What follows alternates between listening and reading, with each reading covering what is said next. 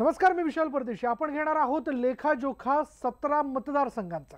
बघणार आहोत की या 17 मतदारसंघांमध्ये दोन्ही उमेदवारांनी मतदान करत असताना, म्हणजे मग तो महाआघाडीचा असेल किंवा मग तो महायुतीचा असेल, या दोघांनी मतदानाचा हक्क बजावला का आणि मतदारांचा उत्साह नेमका कसा होता, कशी ही लढत, कोण राखणार आपले गड. चला सुरुवात करूयात मुंबईपासून. उत्तर मध्य मुंबई मतदारसंघात महायुतीच्या उमेदवार पूनम महाजन आणि महाआघाडीच्या उमेदवार प्रिया दत्त यांनी आपल्या मतदानाचा हक्क बजावलेला आहे. जर एकीकडे बघायला गेलं तर दोन्ही मोठी घराणी आहेत दोघींकडची. सुनील दत्त इथे सलग 4 टर्म याच मतदारसंघात स्वर्गीय सुनील दत्त हे खासदार राहिलेले आहेत आणि पूनम महाजन हे ज्यावेळी गेल्यावेळी उभ्या राहिल्या त्यावेळी मोदी लाटे तिथून त्या निवडून आल्या होत्या आणि यंदा देखील त्यांनी विजयाचा दावा केलेला आहे. आणि दुसरीकडे पुन्हा एकदा मी केलेली कामं आणि वडिलांचा असलेला एकूण वारसा, त्यांची असलेली ओळख, या प्रतिभेवरती, या एकूणच कामांवरती मला मतदार पुन्हा एकदा निवडून देतील असा दावा केलेला आहे प्रिया दत्त यांनी. त्याच्यामुळे ही लढत लक्षवेधी ठरलेली आहे.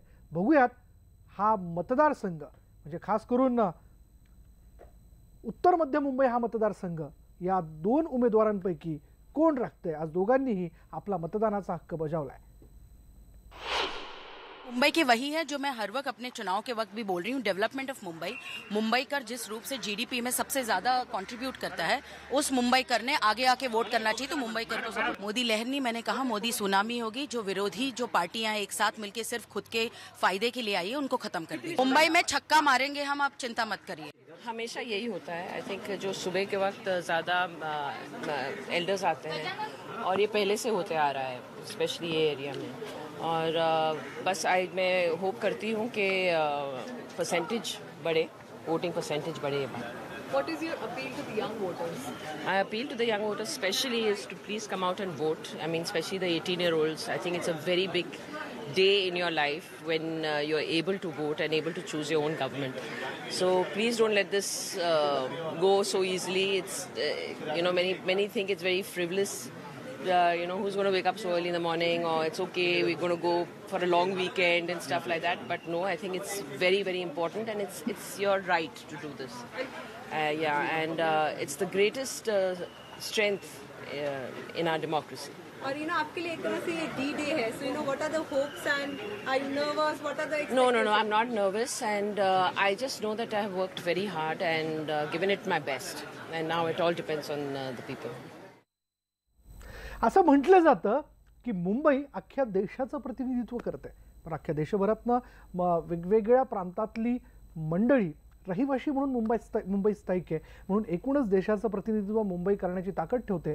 तर उत्तर मुंबई मतदारसंघाबद्दल आपण बोलूया. त्यानंतर यामध्ये महायुतीचे उमेदवार गोपाळ शेट्टी आणि महाआघाडीच्या उमेदवार उर्मिला मातोंडकर यांनी आपल्या मतदानाचा हक्क बजावलेला आहे. बरं, या लढतीबद्दल जर बोलायचं झालं तर गोपाळ शेट्टी यांनी गेल्या वेळी साधारण 4.5 ते 5 लाख मताधिक्याने विजय मिळवलेला होता आणि यंदा तर यापेक्षा अधिक मताधिक्याने मी निवडून येईल असा दावा त्यांनी केलेला आहे. तर दुसरीकडे अचानक काँग्रेसच्या वतीने या रिंगणात आलेल्या उर्मिला मातोंडकर सगळ्यांसाठीच एक सरप्राईज ठरल्या होत्या.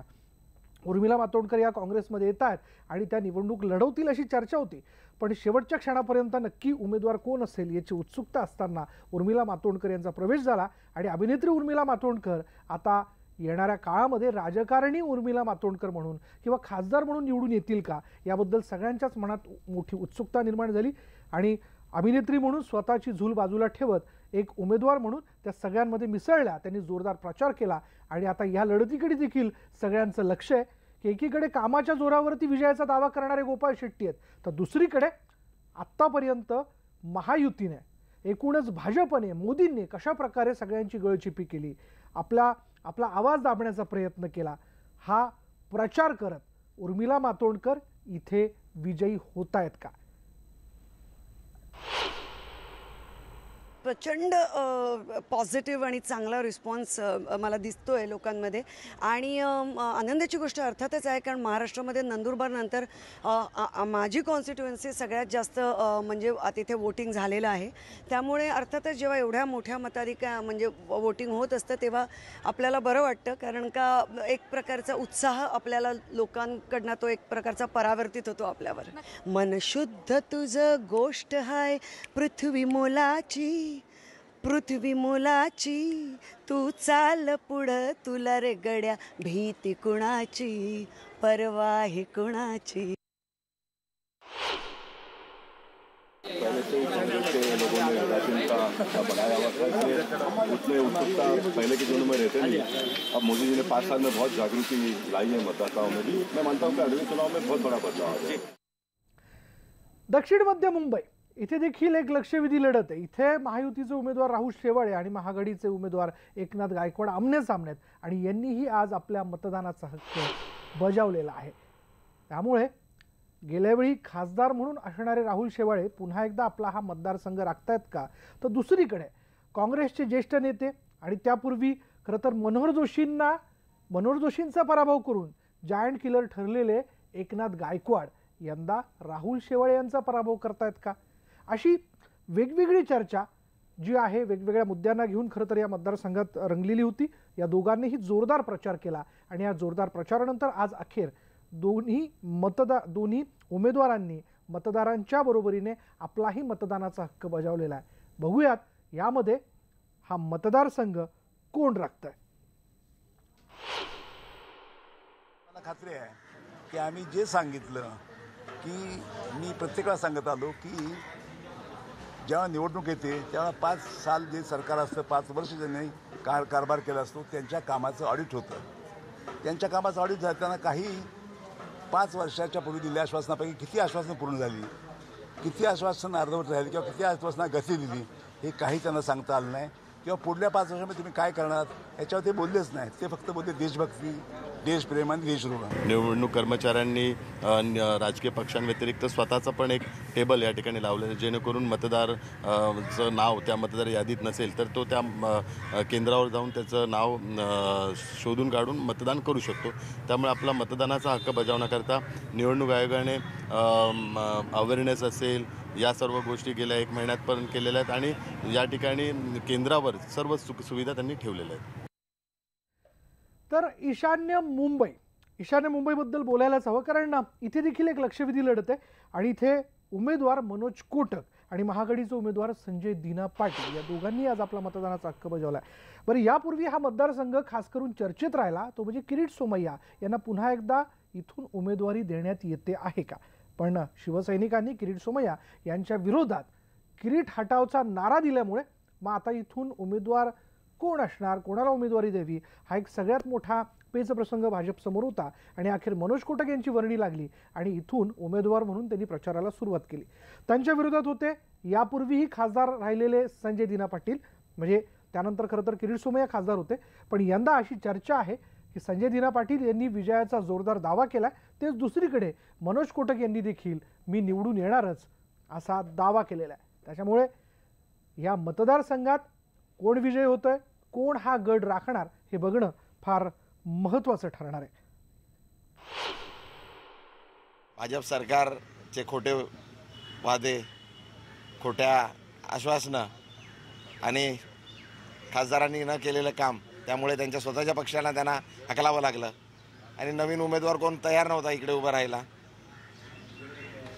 बिचारा आमचे मनोजभाई मित्र आहेत आमचे, त्यांना जास्तीत जास्त आमदारकीचे स्वप्न होते, त्यांना न त्यांची इच्छा असताना खासदारकी लढायला लावली.